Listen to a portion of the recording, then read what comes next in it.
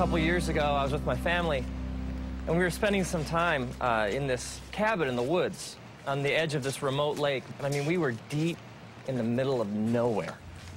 And one morning, my son Trace and I, we woke up and set out to take a walk around the lake. It was one of those mornings, like not a cloud in the sky, and the birds are singing, and my son Trace, he's about a little over a year old at the time. And so he's making all these little chirps and squawks that one-year-old boys make, and I had him in one of those hiking backpacks where he rode back here, so as I walk along, I can hear him making all his noises. And so we head out through the woods to walk around the lake. And it's just one of those, do you ever have those moments, like, if you could just freeze them? It's just so beautiful. And we get to the other side of the lake, and we're exactly at the halfway point. We're the farthest possible point from the cabin, and we're rounding the bend to head back, and I look up and I notice clouds.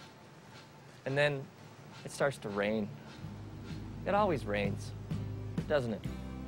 It's interesting because the scriptures say all sorts of things about rain and storms. When Jesus is teaching about what it means to live like the fullness of life in his kingdom, when Jesus speaks of it, he speaks of two different people.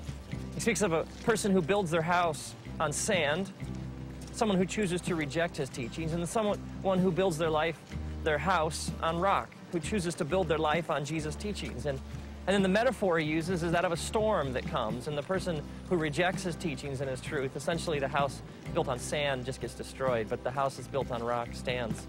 So this idea, Jesus says, when the rains come, it's not like they might, they do. It rains in our lives, a lot. At first, there's a drop here and a drop there, and so I put Trace's hood over his head. But what I didn't know was that he pulled it off. And so gradually the drops, they get bigger and bigger, and they fall faster and faster. And in no time, it is pouring. I mean, the kind of rain that just soaks, it plasters your hair against your head, and the kind that just drenches your clothing. And at first, Trace, the thunder and the lightning, he's okay, but as it picks up and it gets louder and louder and the wind becomes more intense and the trees start to shake, Trace becomes more and more agitated. I can feel him, like on my back. And at first he starts to whimper, and then he lets out kind of a little shout here and there, but in no time, Trace is shrieking at the top of his lungs. I mean, the wind is blowing, it's thunder and lightning, and we are just getting plastered with this heavy rain, and the trees are no longer providing any shelter. And Trace, just from like deep in his being, starts to yell and cry so loudly and with such passion and terror in his voice. It's interesting, because if you take like the word cry and you search the scriptures, you find this word comes up over and over again. Like even the book of Psalms, just the book of Psalms. If you're like start reading through, it speaks over and over and over again of crying out to God. And God says these amazing things, like he says, when you cry out to me, I listen. He even says, I cannot ignore the cry of somebody who's afflicted. It's like if I'm hurting, lost, soaking wet, scared, confused, God says, you cry out and I hear. God even says that when you cry, he's close to the brokenhearted. He's close to those who cry out and admit they're scared, lost, soaking wet, and confused.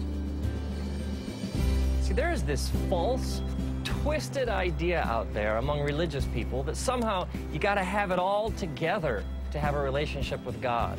That like somehow God's only looking for people who have no problems and have it all nailed down and can put on like the happy face all the time. And yet the scriptures speak directly against this kind of thinking. I mean, Jesus is even just straight ahead, and he says, come to me, all you who are weary and heavy laden. I mean, the essence of salvation is crying out to God and admitting, I don't have it all together. It's admitting, I am lost, I am hurting, and this sinful nature that I carry around with me has really screwed things up for me. And God, if you don't show me the way home, if you don't fix things, if you don't step in, I am dying here. And this kind of thinking is all throughout the scriptures. It's over and over again. God says to us, when you come to me with all your junk, come to me with your problems, come to me all screwed up, all messed up. Let me take care of it. Jesus even sets out looking for people. He even says this. He says, I'm not looking for the healthy. I came for the sick. It's interesting if you think about the storm from Trace's perspective. For Trace, the storm is his reality. He sees nothing else.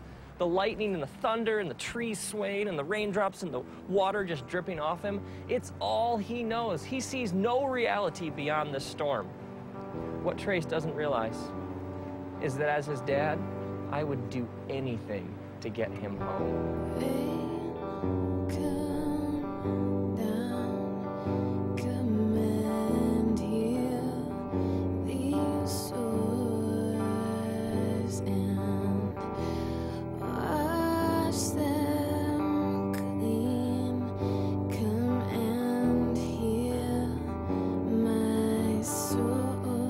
So at this point, Trace is shrieking at the top of his lungs in stereo right behind my head.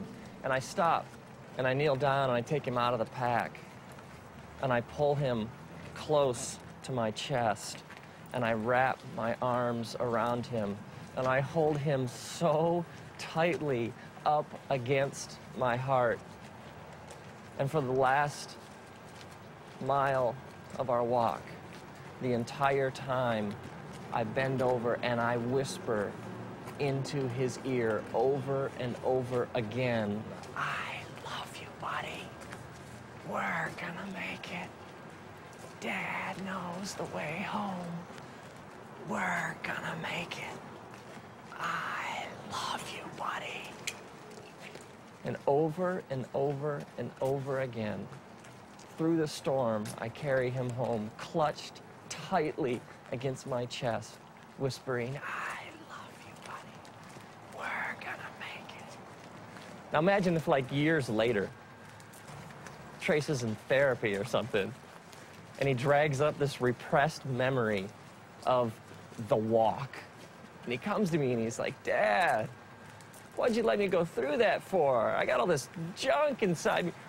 I thought you loved me. How could you have exposed me to something that horrible, that storm? I mean, why didn't you protect me?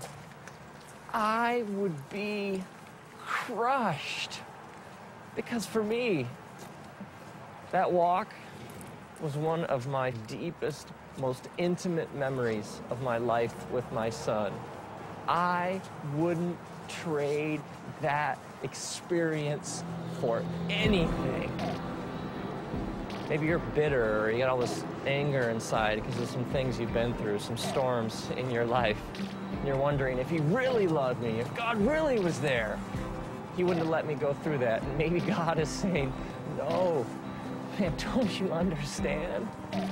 I got to hold you tight, and I got to remind you over and over again, I love you, buddy. As it says in the scriptures, the book of Deuteronomy, chapter 1, God's reminding his people of how good he's been to them. He says, remember, I carried you like a father carries a son. And now, may you, when you're soaking wet, lost, hurting, and confused, may you cry out, and may the creator of the universe take you out of your pack. And may he hold you tight up against his chest. May he wrap his eternal loving arms around you, and may you hear him whisper, I love you.